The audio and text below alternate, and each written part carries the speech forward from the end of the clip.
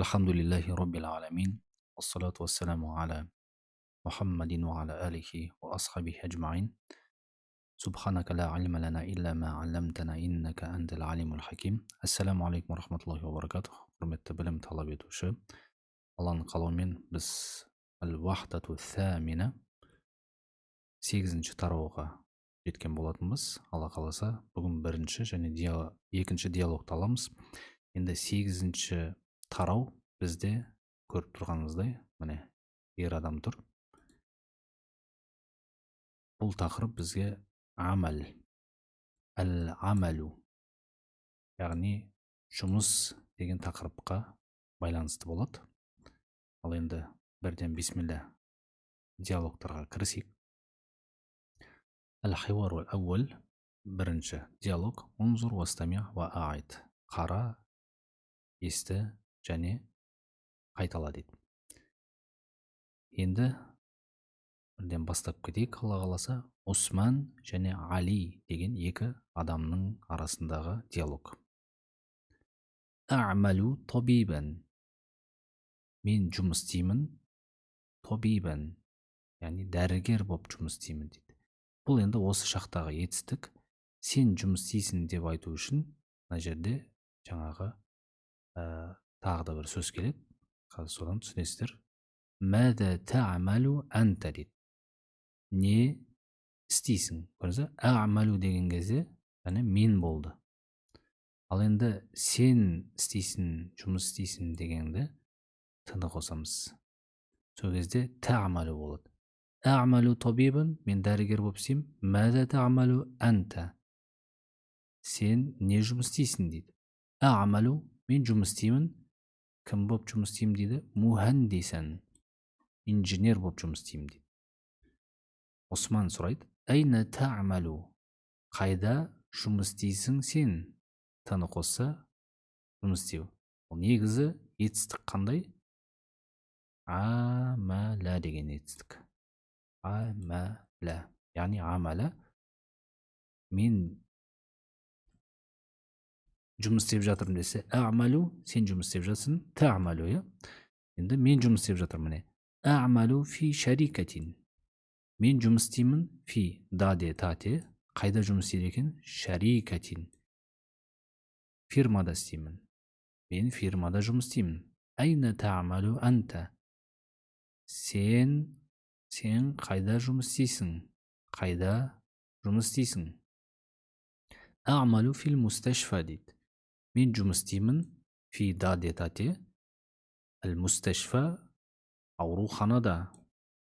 Мен жұмыс істеймін, ауруханада. Мен ауруханада жұмыс істеймін. Кәм сағатан та'малу фил яуми. Қанша сағат жұмыс істейсің бір күнде? Яғни бір күнде қанша сағат жұмыс істейсің дейді. Енді жауап беріп жатыр Осман. А'малу 8 саатин фил яуми дейді. Мен жұмыс істеймін 8 саатин, сағат. 8 сағат жұмыс істеймін дейді. Фил яуми, бір күнде. Әл-яум деген күн, я? Фил яуми, бір күнде. Ва кәм саатан та'малу анта. Ал қанша сағат жұмыс істейсің сен? Ал сен қанша сағат жұмыс істейсің дейді. А'малу 7 саатин дейді. Мен жұмыс істеймін қанша сағат дейді? 7 сағат. Хәл тухиббу амалака. Мынау не? Хәл деген бабе, папе, сұрақ белгісі. Тухиббу, жақсы көресің. Жақсы көресің. Амалака, жұмысыңды. Сен жұмысыңды жақсы көресің бе дейді. Наам, я, ухиббу, жақсы көремін. Амали, жұмысымды. Енді қараңыздар, бағана жұмыс деген не бізде? Амалун, я? Амалун. Жазу кішкене қиындау, кешіріп қойыңыздар. Негізі амалун. Амалун. Енді былай істейік. Мысалы, біз я әрпін қосатын болсақ, соңында амали болады, дұрыс па? Амалун десе жұмыс. Ал енді амали десе менің жұмысым. Көрдіңіз бе мынау? Менің жұмысым. Жақсы көремін жұмысымды. Ал енді сенің жұмысыңды деп айту үшін амалу ка дейсің. Сенің жұмысың. Мына жерде айтып тұр амалака. Енді не үшін фатха кеп тұр десе, ол жаңағы нені, жұмысты, кімнің жұмысын, сенің жұмысын деп тұр ғой. Амалака, тухиббу амалака, сен жұмысыңды жақсы көресің ба? Я, жұмысымды жақсы көремін. Ал енді әйел адамға сен деп айту үшін, сенің жұмысын деп айту үшін, онда амалу ки деп айтасың, иә? Сосын одан кейін оның жұмысы деп айту үшін амалу ху деп айтасың. Және оның жұмысы женский родта, әйел тегінде айту үшін амалу ха деп айтасың. Амалу ха, оның жұмысы. Осылай бізде жаңа жалғанатын дамирлар бар. Осыларды қосқан сайын біз екеуін байланыстырып бірден айтып кетсек болады. Амалака, амали деген сияқты. Оны кез келген сөзге қолдансаңыздар болады. Мысалы, жеңіл сөзді алайық. Китап. Менің кітабым қалай болады? Қалай ойлайсыздар?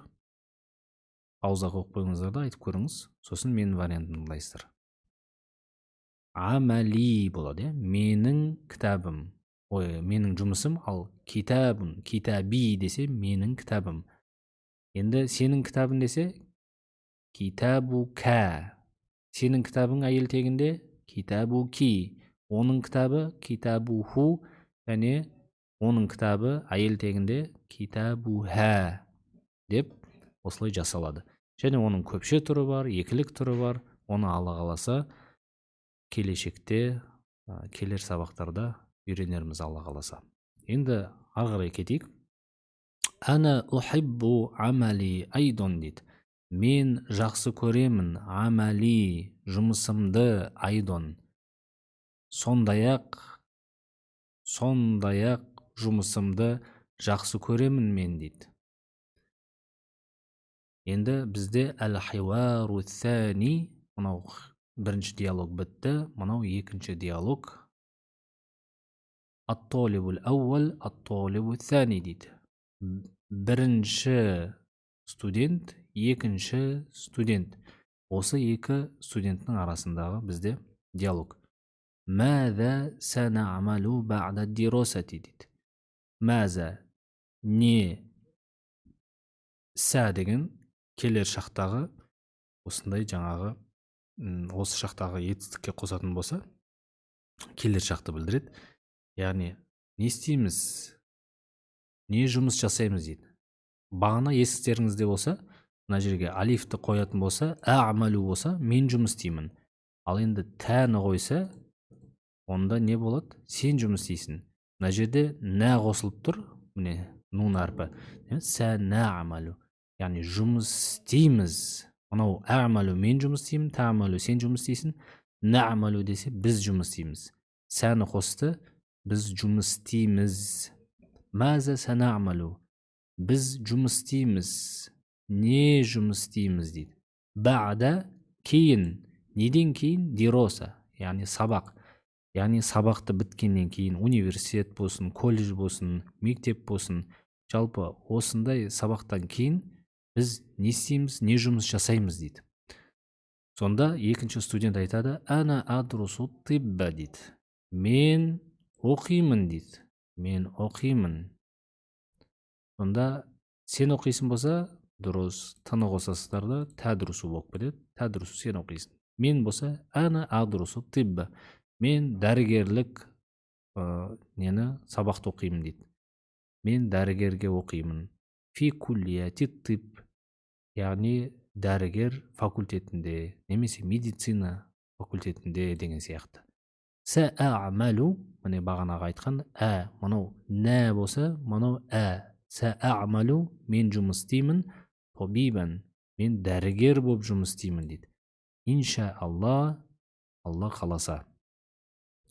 Енді ат-толибу сәлис, үшінші кешіріңіздер, бағана мен айтқан болатын, 1 мен 2-нің арасында бұл жерде 3-ші бар, 4-ші бар, 5-ші, 6-ші жаңағы студенттер арасындағы диалог болып жатқан. Енді 3-ші студент бізде не дейді? Әна адрусу сойдала дейді. Мен оқимын сойдала. Яғни, ана нені білесіздер ғой, аптека. Аптекадағы тұратын адамдарды қалай атайды, мен ұмытып қалыппын. Сол нені оқимын дейді, мамандықты. Фи куллияти сойдала. Осы факультетте дейді. Сойдала, яғни аптекарлық факультетте. Саамалу сойдалиян. Жұмыс істеймін осы жаңа аптекада тұратын, сататын, осы салада жұмыс істейтін, яғни мамандықта жұмыс істеймін дейді. Иншаалла, Құдай қаласа дейді. Енді ат-толибур роби', 4-ші студент айтады, ана адрусу тамрида дейді. Мен медсестралық оқимын дейді. Медбрат бола ма? Сондай жаңа нені қалай атайды мамандықты? Фи куллияти тамрид дейді.